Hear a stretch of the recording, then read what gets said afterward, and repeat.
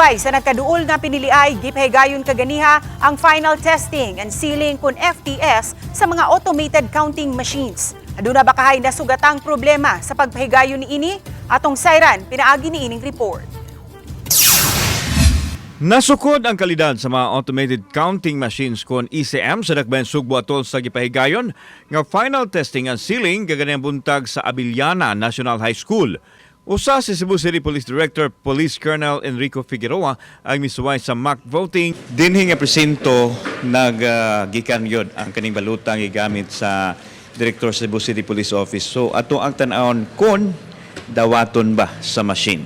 Nasuta nga adunay usa ka security feature sa baluta nga motugma gyud sa ACM diin kini gikuha. Very effective ito at accurate dahil at first dun tayo sa kabilang room nakita natin na na-reject yung ating form dahil because yung form has its security features. Samtang nasuta usam sa masakop sa Electoral Board nga adunay sekretong tipiganan sa mga smart cards nga gamiton sa ACM operations nga dugay natultulan hinungdan nga medyo nalangan. Kaning smart card mo na siya ang mga operational card niya, insert siya kay di sa mo function ng ACM kung wala ni siya.